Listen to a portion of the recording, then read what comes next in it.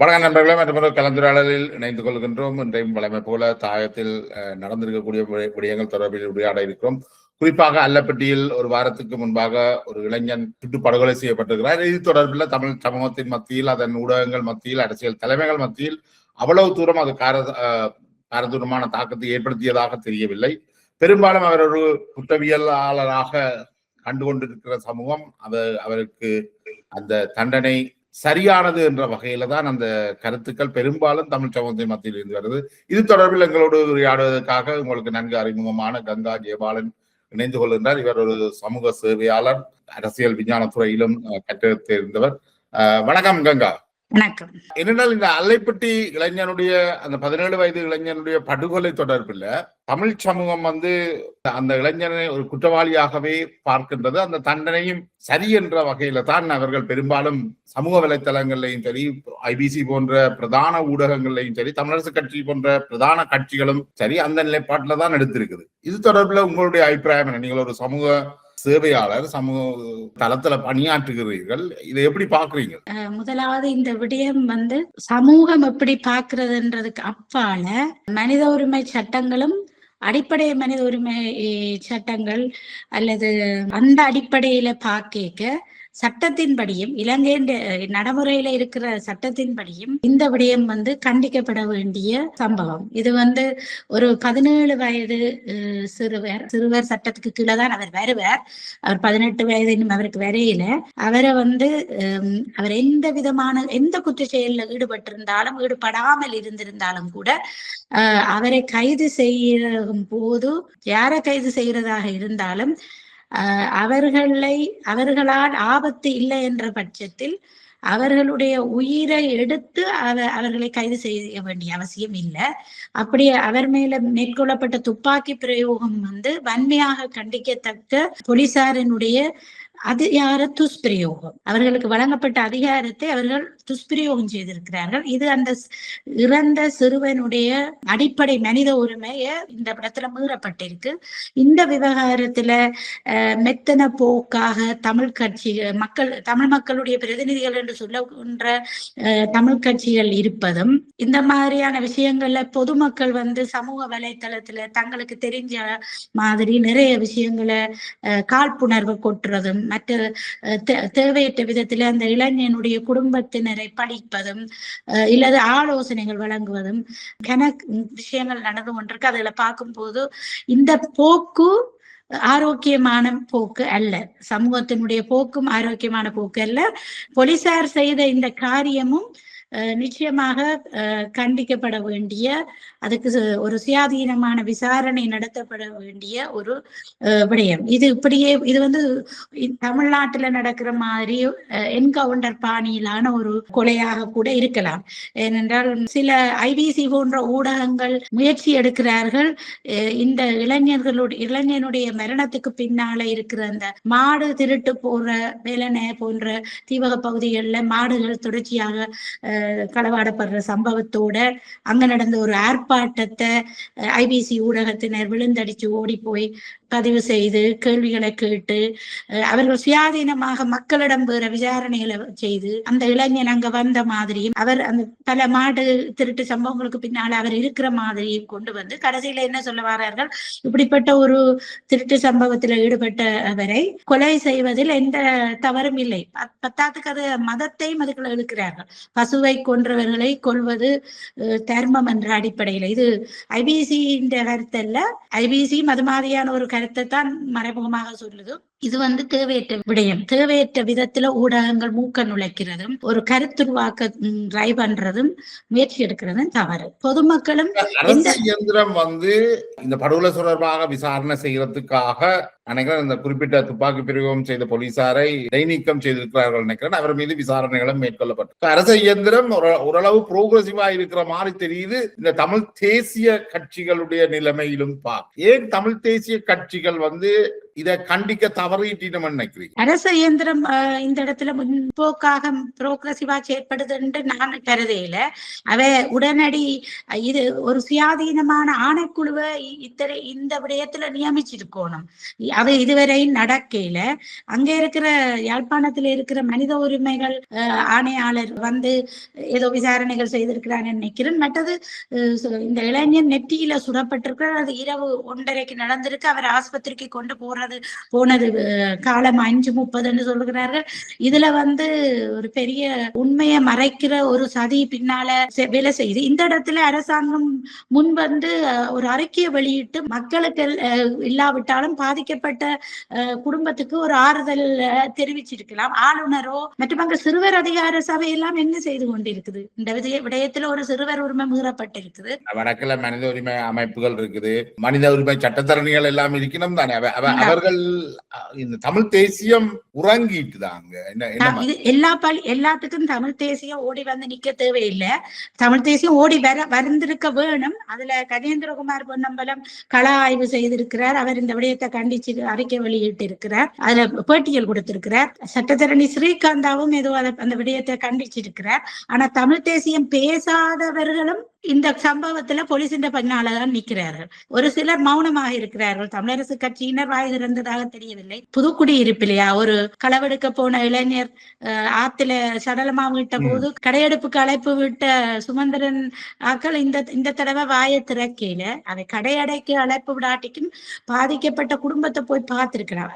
ஆனா அது அப்படி எதுவுமே செய்ததாக தெரியல. ஒரு 10 அவர்கள் தங்களோட கட்சி பிரச்சனையை கையாளுறதுலயே நேரம் செலவு கொண்டிருக்கிறார்கள். ஏன் என்பிபியில 3 தமிழ் பாராளுமன்ற உறுப்பினர்கள் இருக்கிறார்கள், ஒரு அமைச்சர் இருக்கிறார். அவர் கூட அந்த குடும்பத்தை சந்திச்சிருக்கலாம். அது அந்த குடும்பத்துக்கு பின்னால சொல்லப்படும். தேசிய மக்கள் சக்தி பாராளுமன்ற உறுப்பினர்கள் பொறுத்தவரைக்கும் போலீசார் நடவடிக்கை எடுத்திருக்கிறார்கள். அதுல ஒரு சில விசாரணைகள் இருக்கு. அதால போலீசார இடைநீக்கம் செய்திருக்கு.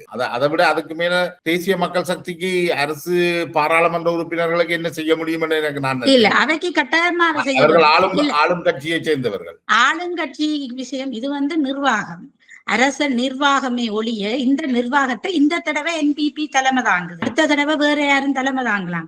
இது வந்து ஆனா என்பிபியில தெரிவு செய்யப்பட்ட பாராளுமன்ற உறுப்பினர்கள் மக்களால் தெரிவு செய்யப்பட்ட பாராளுமன்ற உறுப்பினர்.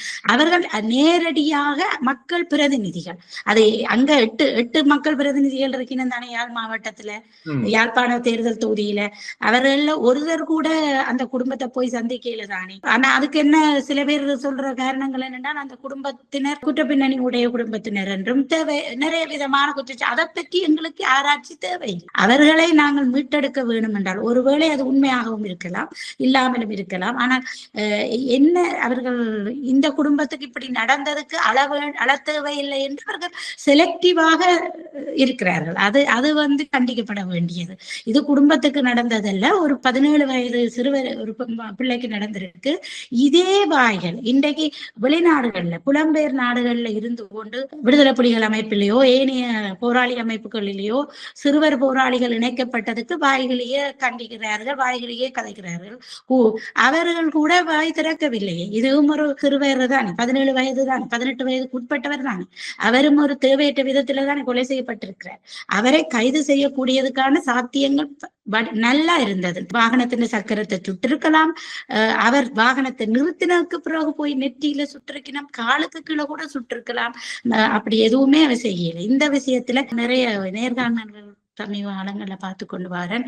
அப்ப சொல்லுவார்கள், அந்த காலத்துல மின்சார கம்பத்துல கட்டி போட்ட இது அப்ப அதுக்கு என்ன காரணம் சொன்னா, அது சமூக விரோத செயற்பாடுகள்ல ஈடுபட்டவையத்தான் மின்சார கம்பத்துல கட்டி சுட்டாண்டு. அப்ப இந்த பிள்ளைக்கும் அதே மாதிரி ஒரு தண்டனை கிடைத்த மாதிரியான ஒரு கருத்துருவாக்கத்தை சமூக ஊடகங்கள் அந்த மனநிலையில இருந்து வந்தவர்கள்ட்ட தான் இது ஏற்றுக்கொள்ற தன்மை இருக்குன்னு நான் நினைக்கிறேன். கடந்த காலங்கள்ல அந்த மனநிலை போராட்டம் வளர்ந்த காலகட்டங்கள்ல ஒரு மனுஷனை கூட்டி கொண்டு வந்து எந்தவித விசாரணைகளும் இல்லாமல் அவர் கைது செய்தவர் இவர் களவெடுத்துட்டார் என்று நம்பினால் அவருக்கு மரண தண்டனை, மக்கள் மத்தியில வச்ச மரண தண்டனை கொடுத்து ஒரு போட்டும் கொழுவிட்டு போற பழக்கம் ஒன்று தமிழ் சமூகத்தில் ஒரு 30-40 ஆண்டுகளாக இருந்தது. இந்த மனநிலையின் வெளிப்பாடு தான் இன்றைக்கு இந்த இளைஞனுடைய கொலையையும் ஆதரிக்கிற போக்கொண்ட கொண்டு வந்திருக்கு. அந்த மனநிலைய கண்டிச்ச இப்ப உங்களோட பிரித்தானியாவில இருக்கிற புதியவன் போன்ற திரைப்பட இயக்குனர்கள், நடிகர்கள் கூட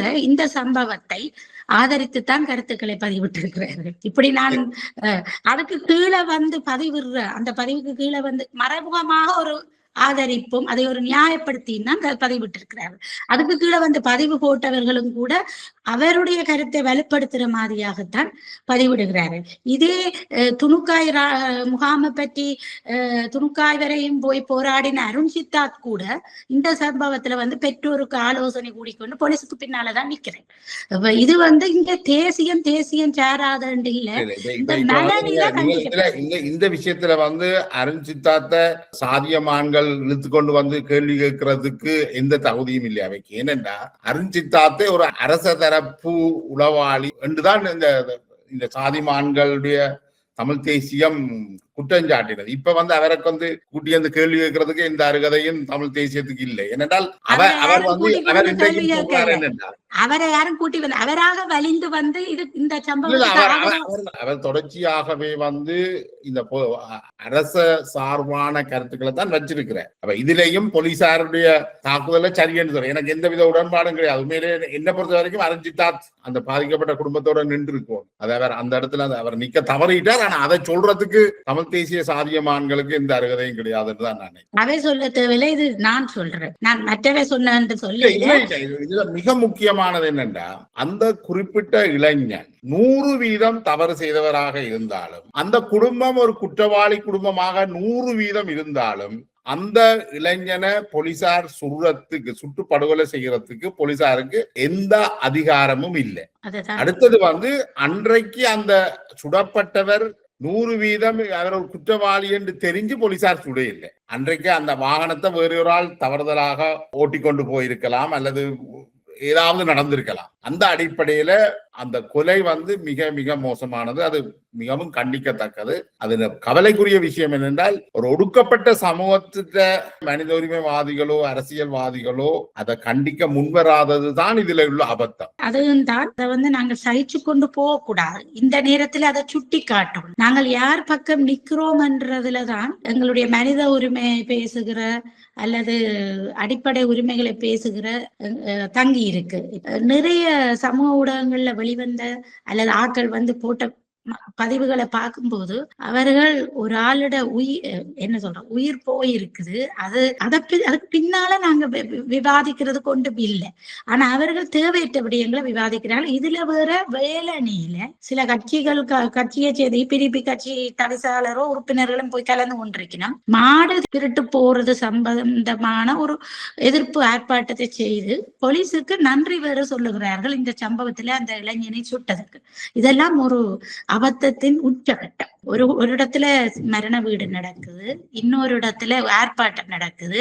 நாங்கள் அந்த போலீஸ் ஒரு பேட்டியை கொடுக்கிறார், போலீஸ் அதிகாரிக்கு நன்றி சொல்லுகிறோம். இத்தனையோ அதிகாரிகளிடம் நாங்கள் மாடு பிடிக்கிறவர்களை கட்டுப்படுத்த சொல்லி முறையிட்டு இருக்கிறோம். இந்த தடவை அவை எடுத்த நடவடிக்கையை நாங்க கண்டிக்கிறோம் என்று சொல்லி அவர் பேட்டி கொடுக்கிறார். இப்படியான விஷயங்கள்ல அதை நிறைய பேர் பகிர்கிறார்கள். அதுக்கு நிறைய ஆதரவு தெரிவிக்கிறார்கள். இது வந்து ஒரு பொருத்தமற்ற நேரம்.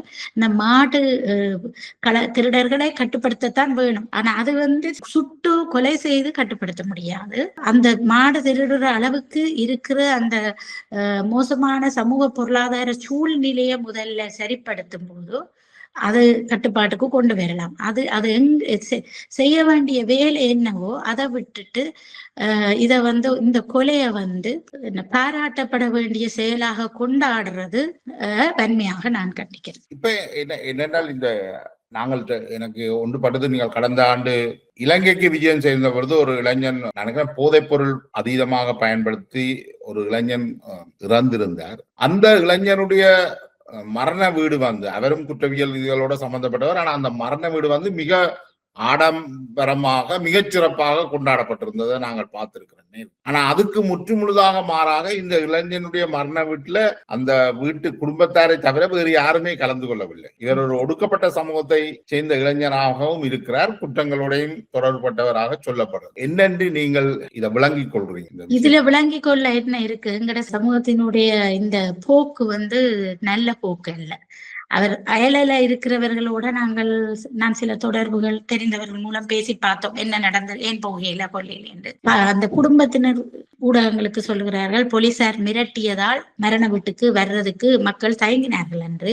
என்ன பொறுத்த மட்டும் உண்மை அதுவல்லன்றதுக்கு அப்பால அயலில இருக்கிறவர்கள் அன்றைக்கு அவர்கள் ஆர்ப்பாட்டம் செய்து கொண்டு அந்த உடலை அடக்கம் செய்ய கொண்டு போகாவிட்டாலும் கூட மற்ற சமயங்களில் கூட அவர்கள் துக்கம் விசாரிக்க போகாதது இது என்ன சொல்றது, இது ஒரு ஆரோக்கியமான போக்கு அல்ல. சில பேர் சொல்றார்கள் அயலில் அவர்களுக்கு நன்மதிப்பு இல்லை என்று. அவர்கள் ஆனா நன்மதிப்பு இல்லாத பட்சத்திலும் கூட அது எங்க இருந்து வருகிறது, அவர்களுக்கு இந்த நேரத்தில் நீங்கள் செய்கிற உதவியோ கை கொடுக்கிறதோ அவர்கள் மனங்களில் மாற்றங்களை ஏற்படுத்தும். அவர்களை நீங்கள் ஒட்டுமொத்தமாக புறக்கணிக்கிறது, ஒதுக்குறது, அவர்களை தனிமைப்படுத்துறது இதுக்கு தீர்வு இல்லை. இப்படியான போக்கு வன்மையாக இங்கே நான் வேலை செய்யறேன். நான் முதல் ஒரு இடத்துல வேலை பயிற்சி எடுத்த போது சோசியல் ஒர்க்கராக, சமூக சேவை உத்தியோகத்தராக அங்க சிறைகளிலிருந்து வெளியில வார குற்றவாளிகளுக்கு நாங்கள் அவர்களுடைய மீளிணைவுக்கு மக்களுக்கு என்னென்ன உதவிகள் செய்யலாம் என்று நாங்கள் அவைகளுக்கு உதவிகள் செய்ய, அந்த குற்றவாளிகள் என்று வந்தவர்கள் களவெடுத்திருப்பார்கள், பல்வேறு வகையான குற்றச்செயல்களில் ஈடுபட்டிருப்பார்கள். அவர்களெல்லாம் தங்களுடைய தண்டனை காலம் முடிந்து வெளியில வந்தோட அவர்களை திருப்பி சமூகத்தோட இணைக்கிறதுக்கான சகல உதவிகளும் வழங்கப்படும். அப்ப நீங்கள் இப்படி ஒரு சம்பவம் நடக்க நீங்கள் இது சமூகத்தினுடைய தோல்வி. குற்ற பின்னணிகளோட குடும்பங்கள் இருக்கிறதோ அல்லது குற்றவாளிகள் உருவாது சமூகமாக நாங்கள் தோல்வி அடைந்திருக்கிறோம். அப்ப நாங்கள் இந்த நேரத்தில் அவர்களுக்கு கை கொடுத்து அவர்களை அரவணைத்து அணைத்து போனால் அவர்களோடு நாங்கள் அவர்களை மீட்கலாம். இது ஒரு நச்சு சுழற்சி தானே. இதுக்குள்ள குற்றத்துக்குள்ள விழுந்திருக்கிறார்கள், அவர்கள் அதுகளை செய்கிறார்கள் என்றால் அதுக்கு பின்னால ஒரு சமூக பொருளாதார காரணிகள் இருக்கின்றன. அவைகளை நாங்கள் அவர்களை மீட்டெடுக்கிறதுக்கு ஒரு நல்ல சந்தர்ப்பமாக இருந்திருக்கும். அங்க இன்னும் சின்ன பிள்ளைகள் இருக்கிறார்கள், அந்த வீடியோல பாக்குற 5 அதுதான் ஆக கூட அழுத்தத்தை கொண்டு கிட்டத்தட்ட ஒரு 4-5 பெண்கள், இளம் பெண்கள், அவர்கள் இளைஞனுடைய தாயார் கூட ஒரு 40 வயதை தாண்டி இருப்பாரோ எனக்கு தெரியல.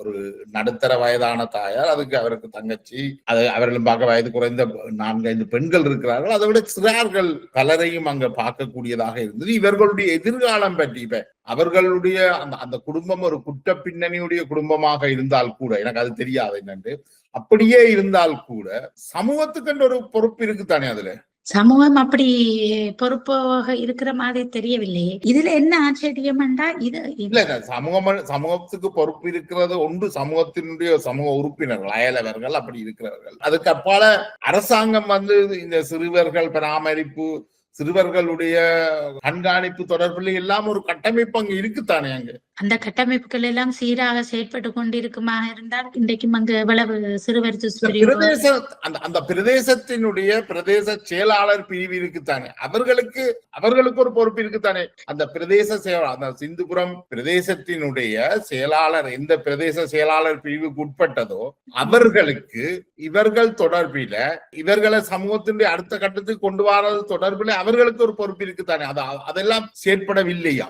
சிந்துபுரத்தை உள்ளடக்கிய அந்த கிராமத்தை உள்ளடக்கியோ இல்ல அந்த பிரதேசத்தை உள்ளடக்கிய பிரதேச சபை உறுப்பினர்களுக்கு இதுல பெரும் கடப்பாடு இருக்கு. ஏன் அந்த பிரதேசத்தை சேர்ந்தவர் தான் சைக்கிள் கட்சியின் சுபாஷ் சட்டத்தரணி.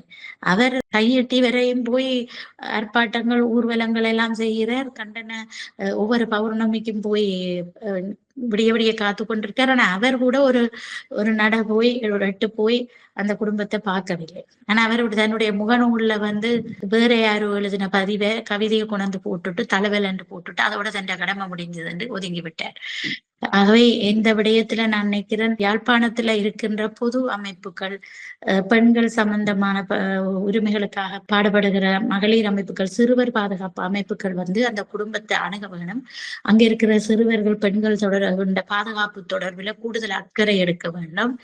ஏண்டா இந்த இறந்த அந்த சிறுவனுடைய மரணத்தோட இது முடிகிற விஷயமா தெரியல. அவருக்கு அந்த மரணத்துக்கு ஒரு நீதி கிடைக்கும். அதை விட அந்த குடும்பத்தை ஒருவேளை மற்றவர்கள் சொல்லுவது போன்று அவர்கள் மீது தவறுகள் அவர்களுக்கு சில பிரச்சனைகள் இருக்கலாம், அதுல இருந்து மீட்கிறதுக்கு அவர் சரியான கஷ்டம் என்று சொல்லினோம், கடன்கள் நிறைய இருக்குன்னு சொல்லினோம், அந்த குடும்பத்தை மீட்டெடுக்கிறதுக்கு அவர்கள் ஒரு குற்றம் பின்னணி இல்லாத நாம் அறிஞ்சவரையும் பல பேரும் அப்படித்தான் குற்றச்சாட்டுகள் சொல்லுகிறார்கள். அது சட்ட ரீதியாகவோ வழக்குகள் ரீதியாகவோ உறுதிப்படுத்தப்பட்டதாக தெரியவில்லை. வதந்திகளோ அல்லது மற்ற குடும்பங்களை பார்த்து பழித்து சொல்றதோ எனக்கு தெரியாது. ஆனா எப்படியாக இருந்தாலும் இந்த நேரத்துல அந்த குடும்பத்துக்கு ஒரு ஆறுதல் தேவைப்படுது. அத ஏன் இந்த மத அமைப்புகளோ இந்த அவர்கள் எந்த சமயத்தை சேர்ந்தவர்கள் என்று எனக்கு தெரியவில்லை, அவர்கள் கிறிஸ்தவ சமயத்தை சேர்ந்தவர்கள் என்றுதான் நினைக்கிறேன். அந்த பாதிரி மேரோ அல்லது பாஸ்டர்ஸோ அவையிலாவது அவர்களை அணுகி அவர்களுக்கு இந்த நேரத்துல உதவி செய்யணும். அங்க உள்ள அயல் கிராம மக்களுக்கு உடையும் இந்த விடயத்துல பேசி, ஒருவேளை அந்த குடும்பத்துக்கும் அந்த கிராம மக்களுக்கும் இடையில ஏதும் முருகல்கள் இருந்தால் இந்த இடத்துல அதை சமாதானப்படுத்தி வச்சு அவர்களுக்கு ஒத்துழைப்பு செய்கிறது தான் நல்லது. அதை விடுத்து முகநூலில மற்றவர்களை பழித்து அவன் குடும்ப பின்னணியை பழித்து அவன் அப்பா யாரு அம்மா யாருன்னு கேலி பேசி சிரிக்கிற நேரம் இது அல்ல. நாங்கள் ஒரு முற்போக்கான சமூகமாக இருக்கிறோம் என்றால், இருக்க வேணும் என்றால் சில முயற்சிகளை எடுக்க வேண்டும் என்று கேட்டுக்கொள்கிறோம். அந்த சுஹாஸ் அவர் தனக்கு பணியாற்றுகின்ற ஒரு வயதுவருடைய மகள் தற்கொலை செய்த பொழுது அந்த தற்கொலை கொலையாக கூட சந்தேகிக்கப்பட்டிருந்தது. அதுல கூட சுஹாஸ் அந்த மரண சடங்குகள்ல கலந்து கொள்ளல. அவர் ஒரு சாதியமானாகத்தான் பார்க்கப்படுகிறார். அவர் கொடுக்கப்பட்ட சமூகத்தை சேர்ந்து நீங்கள் சொன்னது போல உண்மையிலேயே அந்த குடும்பத்தினுடைய எதிர்காலம், குறிப்பாக அங்க இருக்கக்கூடிய சிறுவர்களுடைய எதிர்காலம் இதே வழியில போயிடாமல் இருக்கிறதுக்கான முயற்சிகள் மேற்கொள்ளப்படணும். அதுக்கு அந்த பிரதேசத்தினுடைய செயலாளர்கள் சுஹாஸ் மட்டுமல்ல, பிரதேச சபை உறுப்பினர்களுக்கு ஒரு மிக முக்கிய பொறுப்பு இருக்கு. அந்த குடும்பத்தினுடைய சிறார்களை பாதுகாக்கிறது. அவர்கள் அதுக்காக தான் அவர்கள் சம்பளம் வழங்கப்படுது. அந்த விஷயங்கள்ல கூட கவனம் எடுக்கணும்னு நினைக்கிறேன். உங்களுடைய நேரத்தை ஒதுக்கி இந்த நேர்காணலை தந்தமைக்கு மிக்க நன்றிக்காங்க.